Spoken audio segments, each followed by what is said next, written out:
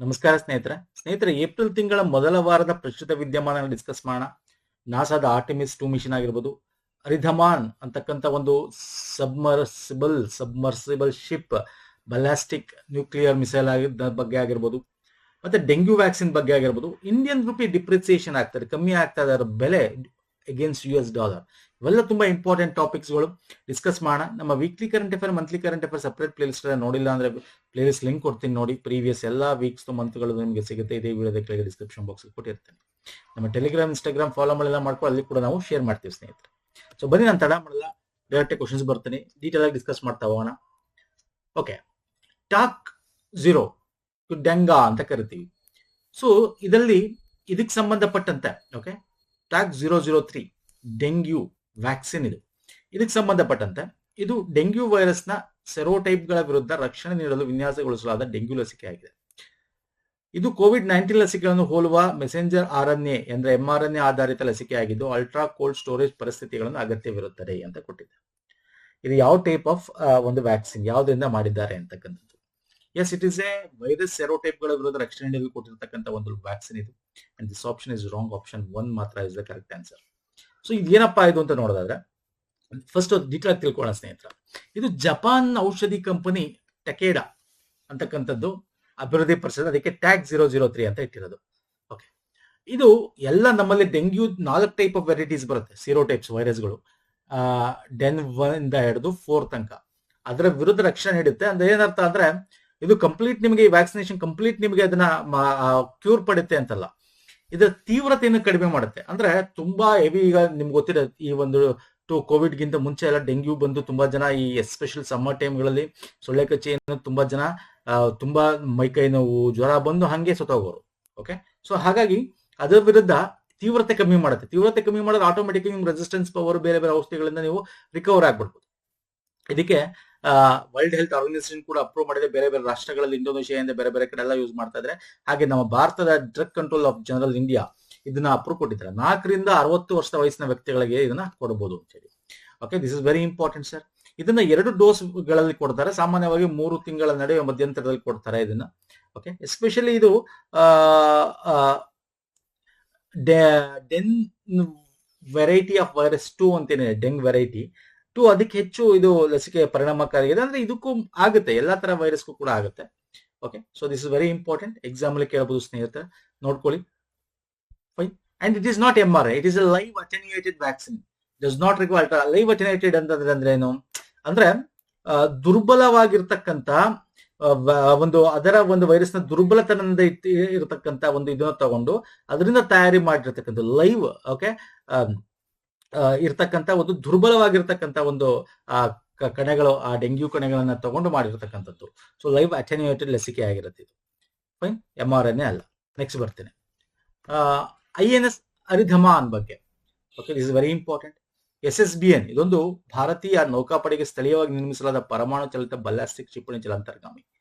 Okay, ship submersible ಬಲ್ಲಾಸ್ಟಿಕ್ nuclear ಅಂತ ಕರಿತೀವಿ. SSBN ಅಂದ್ರೆ ಶಿಪ್ ಸಬ್ಮರ್ಸಿಬಲ್ ಬಲ್ಲಾಸ್ಟಿಕ್ ನ್ಯೂಕ್ಲಿಯರ್ ಅಂತ. ಇದು ಭಾರತದ ಪರಮಾಣು ತ್ರಿಕೋನದ ಭಾಗವಾಗಿದೆ. ಎಸ್ ಸರ್, 3 ತರ ಲಾಂಚ್ ಮಾಡುತ್ತೆ ಇದು. Okay, fine. ಅದರ ವಿರುದ್ಧ ಹೋರಾಡುತ್ತೆ ಅಂತ ಹೇಳ್ತೀನಿ ಅದೇನು ಅಂತ. ಇದು K4 ನಂತಹ ಜಲಾಂತರ್ಗಾಮಿ ಉಡಾವಣಾ ಬಲಾಸ್ಟಿಕ್ ಕ್ಷಿಪಣಿಗಳನ್ನು ಸಾಗಿಸಲು ವಿನ್ಯಾಸಗೊಳಿಸಲಾಗಿದೆ. ಇದು 2ನೇ ಸ್ಟ್ರೈಕ್ ಸಾಮರ್ಥ್ಯವನ್ನು ಸಕ್ರಿಯಗೊಳಿಸುತ್ತದೆ. Yes sir, this is also. What is 2ನೇ ಸ್ಟ್ರೈಕ್ ಸಾಮರ್ಥ್ಯ ಅಂದ್ರೆ, ಈಗ ಇದಕ್ಕೆ ಯಾರು ನ್ಯೂಕ್ಲಿಯರ್ ಬೇಸ್ಡ್ ಯಾರು ಒಂದ್ ಮಾಡಿದ್ರೆ ಆಂಟಿ ಮಿಸೈಲ್ ಇದು ಹೊಡೆಯುತ್ತೆ. ಇದಕ್ಕೆ ಹೊಡೆದು ವಾಪಸ್ ಏನ್ ಮಾಡುತ್ತೆ ಅಷ್ಟೇ ಅಲ್ಲ, ಇದರಿಂದ ವಾಪಸ್ 2ನೇ ಸ್ಟ್ರೈಕ್ ಅಂದ್ರೆ ನಾವು ಅದನ್ನ ಇನ್ನೊಂದು ಮಿಸೈಲ್ ನ ಕೊಡ್ತಕ್ಕಂಥದ್ದು, ಅದನ್ನ ತಡಿತಕ್ಕಂಥದ್ದು ಒಂದು ಆಂಟಿ ಇದು ಕೊಟ್ಟು ವಾಪಸ್ ವಾರೆಡ್ ತಗೊಂಡು, ನಮ್ಮ ನ್ಯೂಕ್ಲಿಯರ್ ವಾರೆಡ್ ತಗೊಂಡು ಲಾಂಚ್ ಮಾಡ್ತಕ್ಕಂಥ ಮಿಸೈಲ್ ಸಿಸ್ಟಮ್ ಇರ್ತಕ್ಕಂಥ ಒಂದು ಸಬ್ಮರೈನ್. ಸೊ ಹಾಗಾಗಿ option 2 is also correct and option 1 is correct. ಇದು ಅರಿಹಂತ್ ವರ್ಗದ ಮೊದಲ ಜಲಾಂತರ್ಗಾಮಿ ನೌಕೆಯಾಗಿದ್ದು INS ಅರಿಹಂತ್ ಗಿಂತ ಮೊದಲು ನಿಯೋಜಿಸಲಾಯಿತು ಅನ್ನಲಿಲ್ಲ. Arihant is the first one. This is not Arihant ಗಿಂತ ಮುಂಚೆ ಅಲ್ಲ. ಒಟ್ಟು 3 ಈ ತರ ನಾವು ನ್ಯೂಕ್ಲಿಯರ್ ಪರಮಾಣು ಚಾಲಿತ ಬಲ್ಲಾಸ್ಟಿಕ್ ಕ್ಷಿಪಣಿ ಜಲಾಂತರ್ಗಾಮಿ ನೋಡಬಹುದು. ಇದು 3ನೇದು ಇದು. ಸೊ ಹಂಗಾಗಿ ಆಪ್ಷನ್ 1 and 2 ಕರೆಕ್ಟ್. ಇದು 3ನೇದು. ಹಾಗಾದ್ರೆ 2 ಯಾವುದು ಅದು ಅಂತಂದ್ರೆ ನೋಡೋದಾದ್ರೆ ನಾವು ಅರಿಹಂತ್ ಮತ್ತೆ ಅರಿಘಟ್ಟ ಅಂತ, ಅರಿಹಂತ್ ಮತ್ತೆ ಅರಿಘಟ್ಟ ಅಂತ ಕನ್ನಡದಲ್ಲಿ ತಗೊಂಡಿದ್ದೀನಿ. INS ಅರಿಧಮನ್ ಬಗ್ಗೆ ಮಾತಾಡಿದ್ರೆ ಇದು 3ನೇ ಪರಮಾಣು ಚಾಲಿತ, ಇದು 3ನೇದು ಅಂತ ನಾನು ಹೇಳಿದೆ. ಇದಕ್ಕಿಂತ ಮುಂಚೆ ಅರಿಹಂತ್ ಇತ್ತು 2016, 2024 ಅರಿಘಟ್ಟವನ್ನ ನಾವು ಲಾಂಚ್ ಮಾಡಿದ್ವಿ. ಅದರದ ರೇಂಜ್ ಸ್ವಲ್ಪ ಕಮ್ಮಿ ಇತ್ತು, ಇದು ಸ್ವಲ್ಪ ಜಾಸ್ತಿ ಇದೆ. ನೋಡಿ, ಅರಿಹಂತ್ ಬಂದ್ರೆ 600 ಟನ್ ತೂಕ ತಗೊಂಡೋಗ್ತಕ್ಕಂಥದ್ದು ಆಗಿತ್ತು. 2018ರಲ್ಲಿ ಇದನ್ನ ನಾವು ಲಾಂಚ್ ಮಾಡ್ತೀವಿ. INS ಹರಿಘಟ್ ಬಂದು ಅರಿಹಂತನ ಎರಡನೇ ಒಂದು ಆವೃತ್ತಿ ಅಂತ ಹೇಳ್ಬೋದು. 2026ರಲ್ಲಿ ನಾವು ಇದನ್ನ ಮಾಡ್ತೀವಿ. ಈಗ INS ಅರಿದಮ್ ಅಂತಕ್ಕಂಥ ಏನಿದೆ, ಇದು ದಿಸ್ ಈಸ್ ಮೂರನೆಯ ಒಂದು, ಇದು 7,000 ಟನ್ ತೂಕದ ಇರ್ತಕ್ಕಂಥ 8 ಲಂಬ ಉಡಾವಣಾ ವ್ಯವಸ್ಥೆ ಟ್ಯೂಬ್ಗಳನ್ನು ಹೊಂದಿರತಕ್ಕಂಥ K-15, K-4 ರೀತಿಯಾದ ಒಂದು ಬ್ಯಾಲಿಸ್ಟಿಕ್ ಕ್ಷಿಪಣಿ. ಅಂದ್ರೆ ಅದು ಮಾಡೆಲ್ ನಂಬರ್ಗಳು ಸ್ನೇಹಿತರೆ, ಬೇರೆ ಬೇರೆ ರೀತಿಯಾದ ಒಂದು ಟ್ರೆಜೆಕ್ಟರಿ ಇರ್ತಕ್ಕಂಥ, ಬೇರೆ ಬೇರೆ ಒಂದು ದೂರ ಕ್ರಮಿಸ್ತಕ್ಕಂಥದ್ದು. ಸೊ ಆ ದೊಡ್ಡ ಪ್ಲೇಲೋಡ್ಗಳನ್ನು ಸಾಗಿಸ್ತಕ್ಕಂಥ ಒಂದು ವರ್ಧಿತ ಕ್ಷಿಪಣಿ ಸಾಮರ್ಥ್ಯ ಇರತಕ್ಕಂಥದ್ದು. Okay, capability. ಇದು nuclear triad. What is nuclear triad ಅಂದ್ರೆ ಭೂಮಿಯಿಂದ ಅಗ್ನಿ ಕ್ಷಿಪಣಿಗಳು, ಗಾಳಿಯಿಂದ ರಫೇಲ್ಸ್, ಇದರಿಂದ ಬರ್ತಕ್ಕಂಥದ್ದು, ಸಮುದ್ರದಿಂದ ಪರಮಾಣು ಶಸ್ತ್ರಾಸ್ತ್ರ ಉಡಾಯಿಸುವ ಸಾಮರ್ಥ್ಯ. ಅದಕ್ಕೆ ನ್ಯೂಕ್ಲಿಯರ್ ಟ್ರಯಾಡ್ ಅಂತ ಕರಿತೀವಿ. ಇದನ್ನ ಎರಡನೇ ಸ್ಟ್ರೈಕ್ ಸಾಮರ್ಥ್ಯ ಆಲ್ರೆಡಿ ಇದೆ.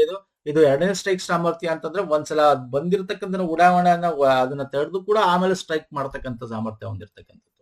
ಸೊ ಹಾಗಾಗಿ this is very important. Exam ಅಲ್ಲಿ ಕೇಳ್ತಾರೆ. INS Aridhaman nuclear powered ballistic missile submarine ship ಅಂತ ಕರಿತೀವಿ. Fine sir. ಇದ್ರ ಬಗ್ಗೆ ಇನ್ನೂ ಡೀಟೇಲ್ ಇದೆ, ಇಲ್ಲಿ ನಾನು ಕೊಟ್ಟಿದ್ದೀನಿ, ನೋಡ್ಕೊಳ್ಳಿ. INS ಹರಿಘಟ್, INS Arihant English medium ಬೇಕು ಅಂತ ನೋಡ್ಕೊಳ್ಳಿ. ದಿಸ್ ಇಸ್ ಮೋಸ್ಟ್ ಇಂಪಾರ್ಟೆಂಟ್ ನಮಗೆ. ಈ ತರ ನೀವು ಸೈನ್ಸ್ ಅಂಡ್ ಟೆಕ್ನಾಲಜಿಯಲ್ಲಿ ಕೇಳ್ತೀನಿ ಸ್ನೇಹಿತರೆ. ನೆಕ್ಸ್ಟ್ ಬರ್ತೀನಿ, ನಮ್ಮ ಆರ್ಥಿಕತೆಗೆ ಸಂಬಂಧಪಟ್ಟಂತೆ ವೆರಿ ಇಂಪಾರ್ಟೆಂಟ್ ಪ್ರಶ್ನೆ ಇದು. ಭಾರತೀಯ ರೂಪಾಯಿಯ ಅಪಮೌಲ್ಯೀಕರಣಕ್ಕೆ ಸಂಬಂಧಪಟ್ಟಂತೆ ನಮ್ಮ ರೂಪಿ ಡೌನ್ ಆಗ್ತಾನೆ. 94 ರೀಚ್ ಆಗಿತ್ತು, ಈಗ 93.5 ಏನೋ ಇದೆ ಅಲ್ವಾ, 93.24, 93 ತನಕ ಬಂದಿದೆ. ಸೊ ಇಷ್ಟೊಂದು ಯಾಕೆ, ಎಷ್ಟಿತ್ತು 60, 70, ನಾವು 15 ವರ್ಷ UPA ಗೌರ್ಮೆಂಟ್ ಟೈಮ್ ನೋಡಿದಾಗ. ಈಗ ಲಾಸ್ಟ್ ಒನ್ ಇಯರ್ ಬ್ಯಾಕ್ ಕೂಡ ನಿಮ್ಗೆ 82, 85, 88, 89 ತನಕ ಇದೆ. ಈಗ ಇದ್ದಕ್ಕಿದ್ದಂಗೆ ಪುನಃ ಅಗೇನ್ 93+ ದಾಟಿದೆ. ಹಂಗಾಗಿ ಇದ್ರ ಬಗ್ಗೆ ಎಕ್ಸಾಮ್ ಅಲ್ಲಿ ಕೇಳ್ತಾನೆ. ಇದಕ್ಕೆ ಸಂಬಂಧಪಟ್ಟಂತೆ ಇದನ್ನ ನಾವು ಸ್ಥಿರಗೊಳಿಸ್ಬೇಕು. ನಮ್ಮ ರೂಪಾಯಿ ಮೌಲ್ಯ ಏನಾಗಿದೆ, ಅದು ಡಾಲರ್ ಎದುರು ಕುಸಿತಾ ಇದೆಯಲ್ಲ, ಅದು ಜಾಸ್ತಿ ಆಗ್ತಾ ಇದೆ. ಸೊ ಇದನ್ನ ನಾವು ತಡೆಗಟ್ಟಬೇಕು. RBI ಏನ್ ಮಾಡಿದೆ ಅಂತ, ಇದು ಯಾಕಾಯ್ತು, ಹೆಂಗಾಯ್ತು, ಮತ್ತೆ RBI ಏನ್ ಕ್ರಮ ಕೈಗೊಳ್ತಾ ಇದೆ ಅನ್ನೋದು ಕೂಡ ಎಲ್ಲ ಡೀಟೇಲ್ ಡಿಸ್ಕಸ್ ಮಾಡೋಣ. ಮೊದಲನೇ ಆಪ್ಷನ್ ನೋಡಿ, ಇಲ್ಲಿ ನಾನು ಕೇಳಿರೋದು ಕ್ವಶನ್ ಏನು, RBI ಇದನ್ನ ಸ್ಥಿರಗೊಳಿಸಲು ಯಾವ ಕ್ರಮ ಕೈಗೊಂಡಿದೆ ಅಂತ. ಮಾರುಕಟ್ಟೆಯಲ್ಲಿ ತನ್ನ ವಿದೇಶಿ ವಿನಿಮಯ ಮೀಸಲುಗಳಿಂದ US ಡಾಲರ್ ಮಾರಾಟ ಮಾಡುವುದು, ಬ್ಯಾಂಕುಗಳ ನಿವ್ವಳ ಮುಕ್ತ ವಿದೇಶಿ ವಿನಿಮಯ ಸ್ಥಾನಗಳ ಮೇಲೆ ಮಿತಿಗಳನ್ನು ವಿಧಿಸುವುದು, ವಿದೇಶಿ ಬಂಡವಾಳದ ಹರಿವನ್ನು ಆಕರ್ಷಿಸಲು ರೇಪೋ ದರವನ್ನು ಹೆಚ್ಚಿಸುವುದು, ಬಾಹ್ಯ ವಾಣಿಜ್ಯ ಎಕ್ಸ್ಟರ್ನಲ್ ಒಂದು ಏನೋ ಕಮರ್ಷಿಯಲ್ ಬಾರೋಯಿಂಗ್ ಅಂತ ಕರಿತೀವಿ, ಆ ಮಾನದಂಡ ಉದಾಹರಣೆಗೊಳಿಸುವುದು. ಓಕೆ, ಅದನ್ನ ಲಿಬರೈಸ್ ಮಾಡ್ತಕ್ಕಂಥದ್ದು ಮಾನದಂಡ ಏನಿತ್ತು ಅದನ್ನ.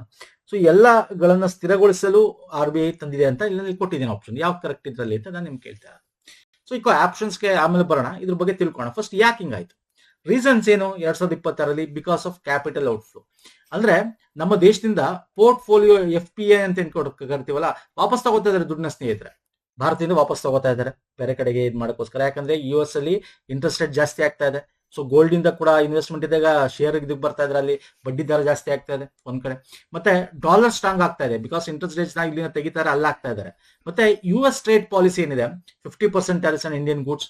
ಓಕೆ, ಈ ತರದೆಲ್ಲ ಆಗಿರೋದ್ರಿಂದ ಇನ್ವೆಸ್ಟ್ಮೆಂಟ್ ಕಾನ್ಫಿಡೆನ್ಸ್ ಇಲ್ಲ ಇಲ್ಲಿ ಇಂಡಿಯಾದಲ್ಲಿ ಮಾಡಕ್ಕೆ, ಅಲ್ಲಿ ಇಲ್ಲಿನ ತಗೊಳಕು. ಸೊ ಹಾಗಾಗಿ ಏನಾಗ್ತಾ ಇದೆ, ನಮ್ಮ ಒಂದು ಕರೆನ್ಸಿ ವ್ಯಾಲ್ಯೂ ಕಮ್ಮಿ ಆಗ್ತದೆ US ಡಾಲರ್ ಎದುರು.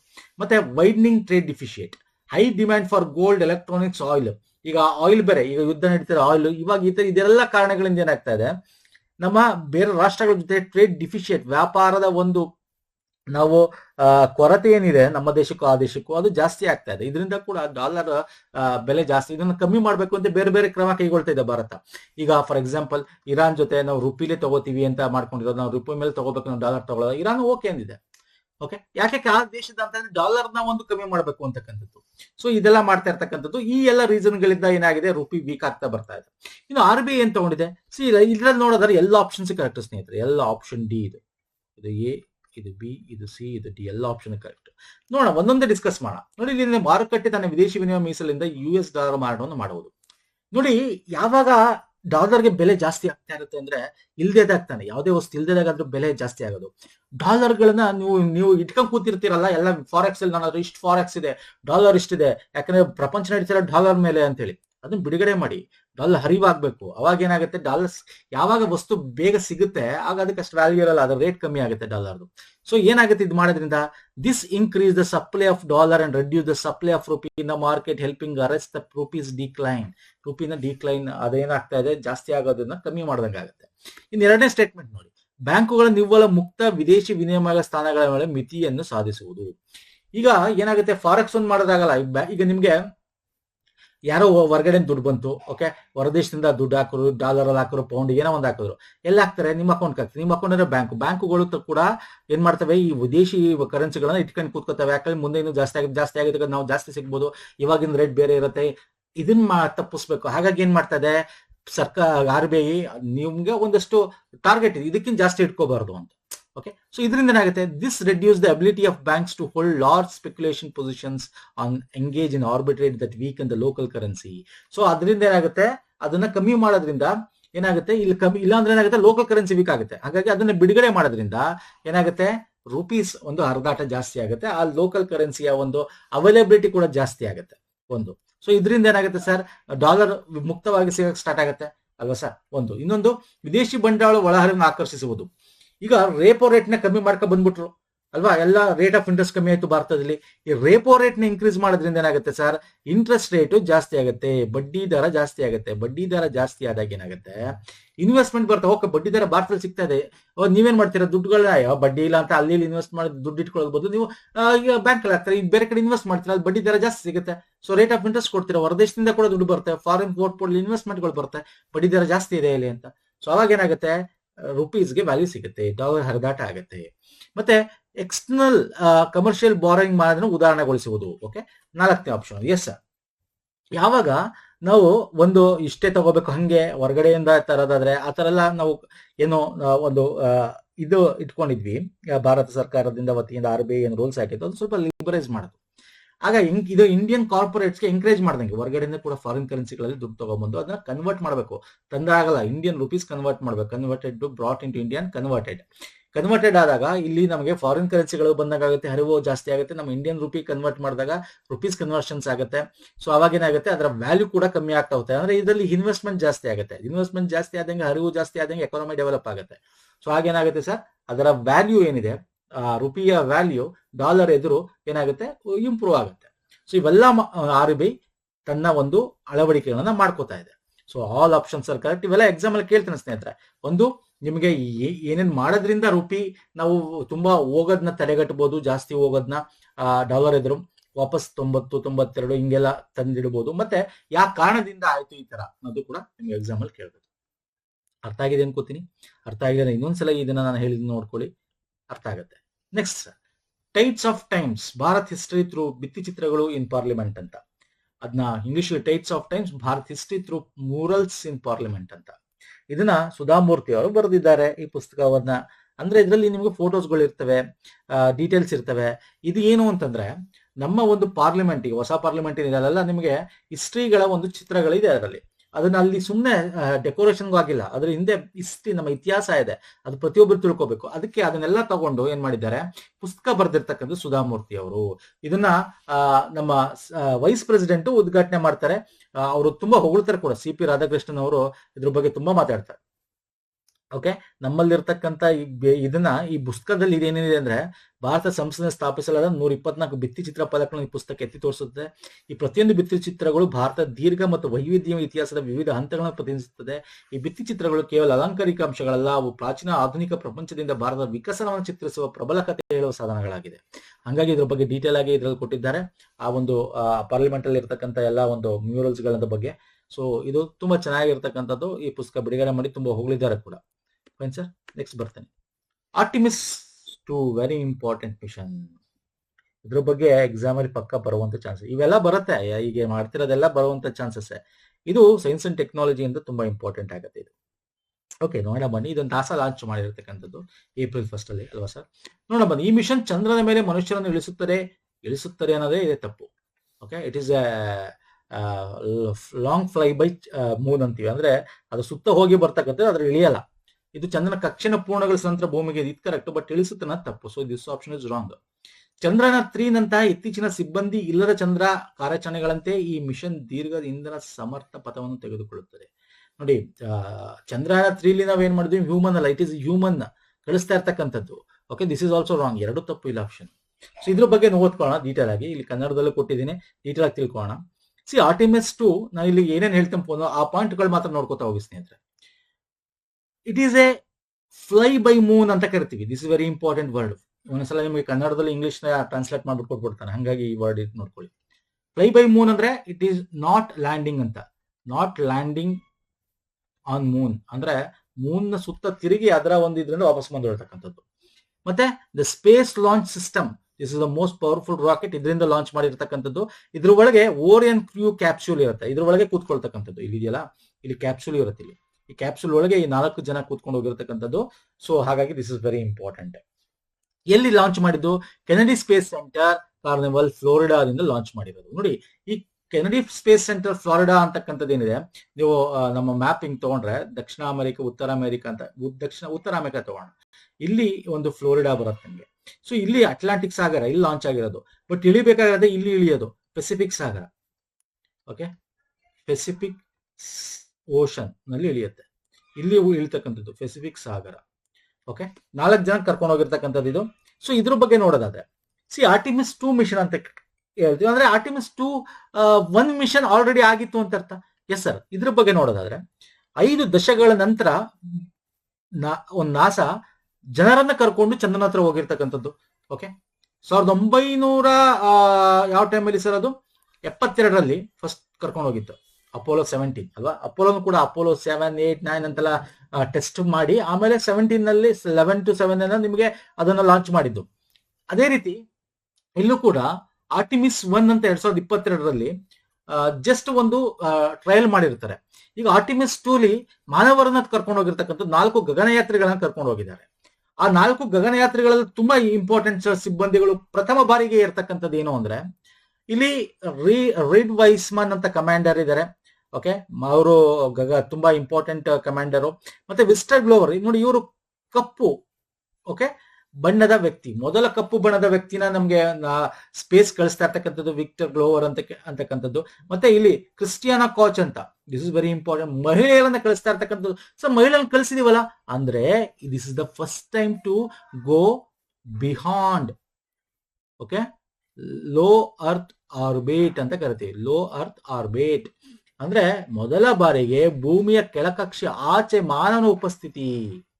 ಅರ್ಥ ಇಲ್ಲಿ ಏನಪ್ಪ ಅರ್ಥ ಅಂದ್ರೆ ನಿಮ್ಗೆ ಗೊತ್ತಿದೆ, ಈಗ ಮೊನ್ನೆ ಕೂಡ ಇಂಟರ್ನ್ಯಾಷನಲ್ ಸ್ಪೇಸ್ ಸ್ಟೇಷನ್ಗೆಲ್ಲ ಹೋಗಿ ಬರ್ತಾರೆ.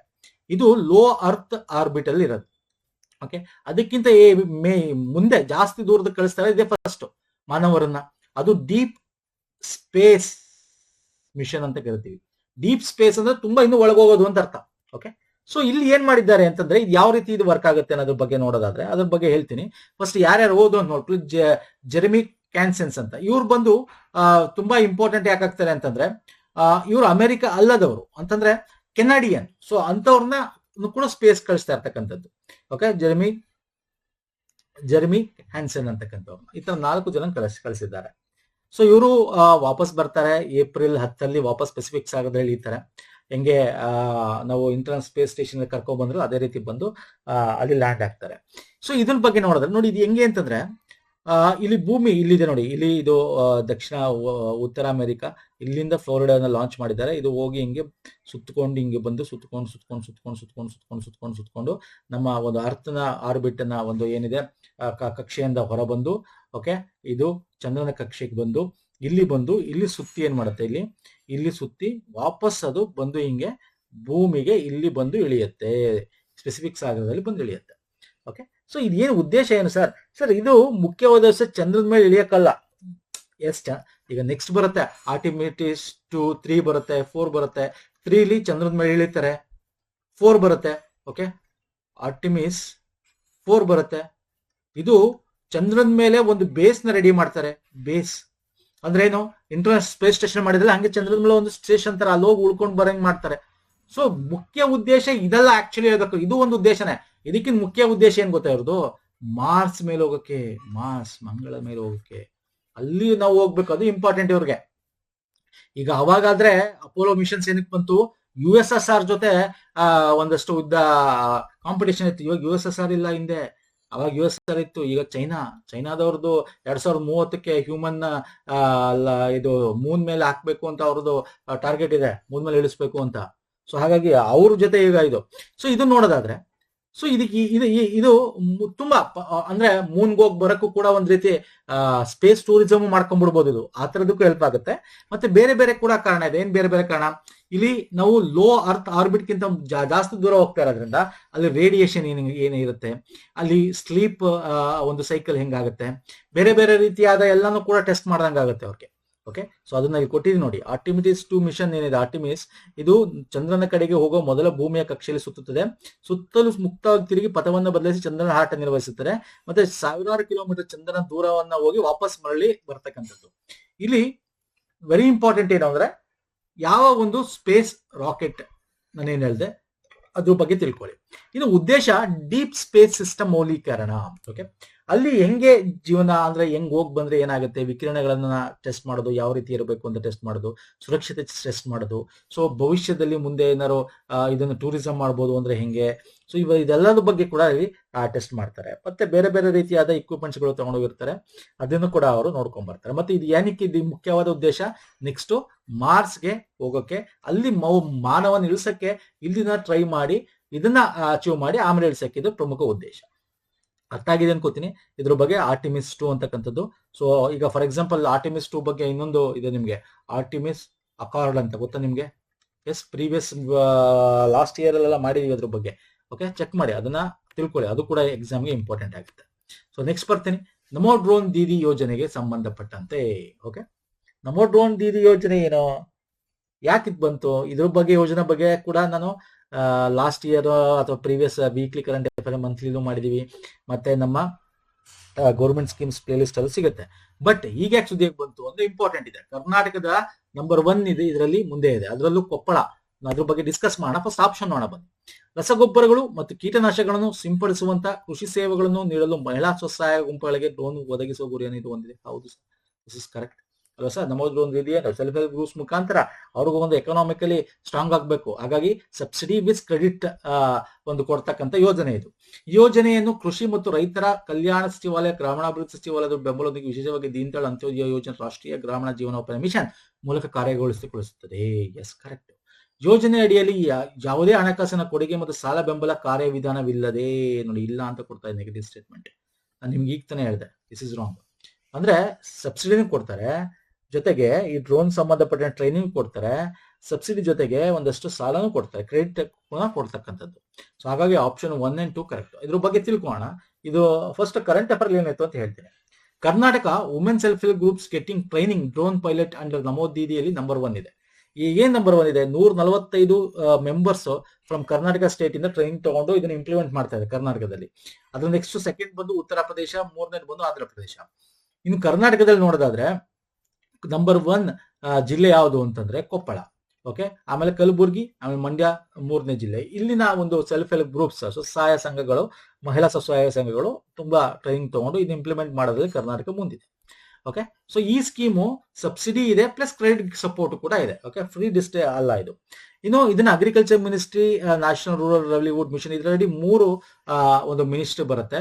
ಗ್ರಾಮೀಣಾಭಿವೃದ್ಧಿ ಮತ್ತು ಇಲಾಖೆನೂ ಬರುತ್ತೆ. ರಸಗೊಬ್ಬರ, ಯಾಕಂದ್ರೆ ಇಲ್ಲಿ ಆ ಡ್ರೋನ್ ಯೂಸ್ ಮಾಡೋ ರಸಗೊಬ್ಬರ ಸಿಂಪಡಿಸೋದು. ಓಕೆ, ಗ್ರಾಮೀಣಾಭಿವೃದ್ಧಿ ಅಡಿಯಲ್ಲಿ ಡ್ರೋನ್ ಕೊಡೋದು, ಬೇರೆ ಬೇರೆ ಟ್ರೈನಿಂಗ್ ಗಳನ್ನ ಕೊಡ್ತಕ್ಕಂಥ ಕೃಷಿ ಮತ್ತು ರೈತನ ಕಲ್ಯಾಣ ಇಲಾಖೆ ಸಚಿವಗಳಿಂದ. ಹಾಗಾಗಿ 3 ಡಿಪಾರ್ಟ್ಮೆಂಟ್ಗಳು ಇದರಲ್ಲಿ ಕಾರ್ಯನಿರ್ವಹಿಸುತ್ತೆ. ಆಕ್ಚುಲಿ ಇದನ್ನ ಸ್ಟಾರ್ಟ್ ಮಾಡಿ 2023 25-26 ತನಕ ಟಾರ್ಗೆಟ್ ಅಲ್ಲಿ 15,000 ಡ್ರೋನ್ ಗಳನ್ನ ಒದಗಿಸಬೇಕು ಅಂತ ಒಂದು ಟಾರ್ಗೆಟ್ ಇಟ್ಕೊಂಡು ಸ್ಟಾರ್ಟ್ ಮಾಡಿದ್ರು. ಇದಕ್ಕೆ 120,261 ಕೋಟಿ ಕೂಡ ಬಜೆಟ್ ಅಲ್ಲಿ ಕೂಡ ಕೊಟ್ಟಿದ್ರು, 23-24ರಿಂದ 26 ತನಕ ಅಂತ ಹೇಳಿ. ಓಕೆ, ಇದನ್ನ ರಾಜ್ಯ ಮಟ್ಟದಲ್ಲೇ ಒಂದು ಸಮಿತಿ ಇರುತ್ತೆ, ಕ್ಲಸ್ಟರ್ ಗಳನ್ನ ಮಾಡಿ ರಾಜ್ಯಗಳು ಇದನ್ನ ಆಯ್ಕೆ ಮಾಡ್ತಾರೆ. ಓಕೆ, ಅದಕ್ಕೆ ಅಪ್ಲಿಕೇಶನ್ಸ್ ಬಂದಾಗ ಅವ್ರು ಆಯ್ಕೆ ಮಾಡಿ ಕೊಡ್ತಕ್ಕಂಥದ್ದು. ಇದರ ಗುರಿ ಏನು, ದ್ರವ ಗೊಬ್ಬರ, ಕೀಟನಾಶಕ ಅನ್ವಯಂತ ಕೃಷಿ ಉದ್ದೇಶಗಳಿಗೆ ರೈತರಿಗೆ ಬಾಡಿಗೆ ಸೇವೆಗಳಿಗೆ ಆಯ್ದ ಮಹಿಳಾ ಸೆಲ್ಫ್ ಹೆಲ್ಪ್ ಗ್ರೂಪ್ಸ್ಗಳು ಡ್ರೋನ್ಗಳನ್ನು ಒದಗಿಸುವುದು. ನೋಡಿ, ಇವರಿಗೆ ಸಬ್ಸಿಡಿ ಮತ್ತೆ ಒಂದಷ್ಟು ಸಾಲಗಳ ಮುಖಾಂತರ ಒಂದಷ್ಟು ಅಮೌಂಟ್ ಕೊಟ್ಟು ಇವರು ಅದನ್ನ ಖರೀದಿ ಮಾಡ್ಕೋತಾರೆ.